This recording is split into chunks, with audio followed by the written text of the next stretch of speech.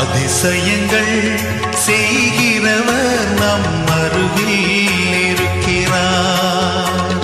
அற்புதங்கள் செய்கிறவர் என்றும் நமக்குள் வசிக்கிறார். அதிசயங்கள்